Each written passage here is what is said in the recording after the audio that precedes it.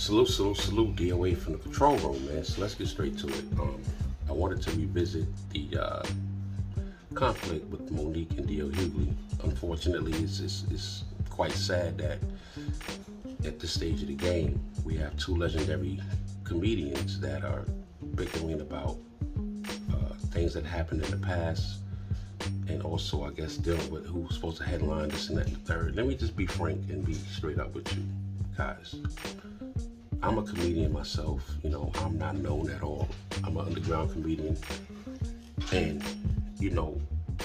I wish right now at this stage of the game, I can pretty much argue about who can headline and who's not supposed to headline and getting offered double digits to perform. I'm still striving to do my thing because I believe in myself and this is what I'm about.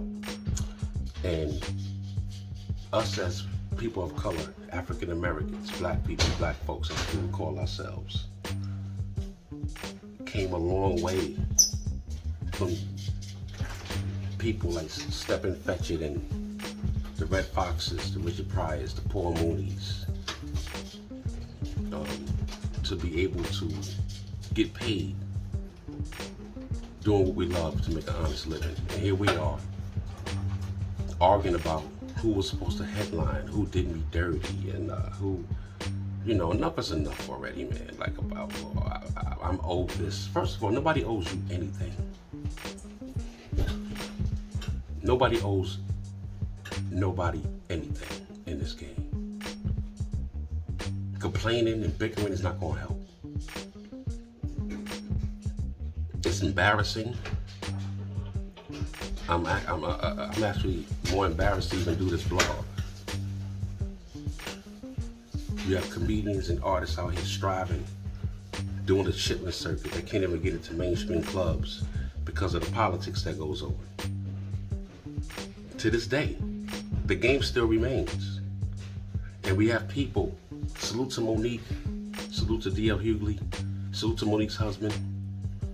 The complaining is enough already with the complaining. A lot of things happen to me, a lot of things happen to other people. But we here, and we keep it moving. Complaining is not gonna help you. It's not about fighting for your people. Every day I wake up and I walk out that door, I'm fighting for my people. I'm blessed to wake up in the morning. You know how hard it is to be, it's bad enough being a human being. It's hard enough being a human being, not bad enough, but it's hard enough to be a human being, but to be a black human being in this country and outside of this country as well.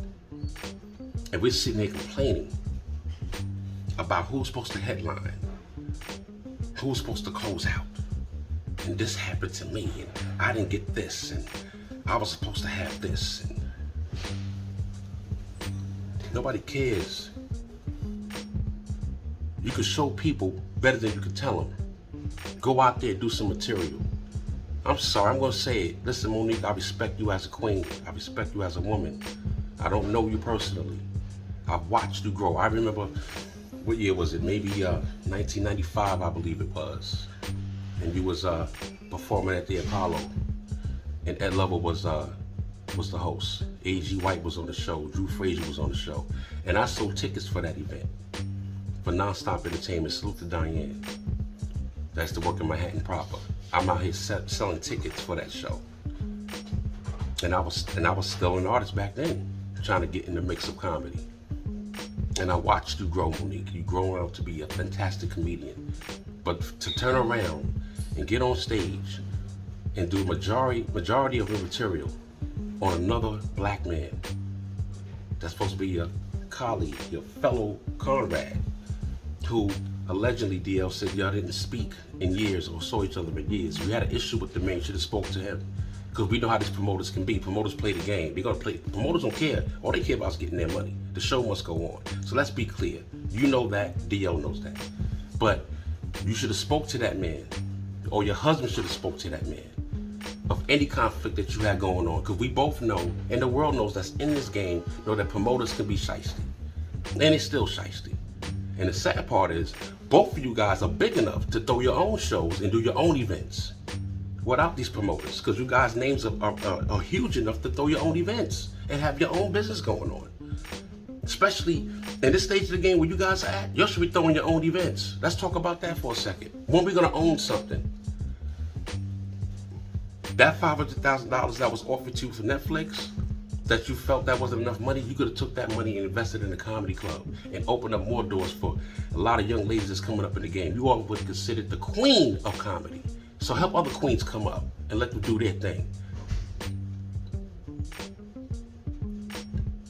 Closed mouths don't get fed, but it can definitely get you in trouble too. How long are we gonna play the victim? You got people that's getting $50, $75, $100. Well, and it's money. Money's money. But there's people out here, such as myself, that's not getting the double digits that a lot of these comedians are getting. They earned their stripes to get that. So let's talk about that. There are people that wish they could have got offered $500,000. You think that's no money? Money is money, especially in today's time. Gas done went up. I saw on the news earlier, oh, gas went down 10%. Who cares? They took 10 cent off the whatever.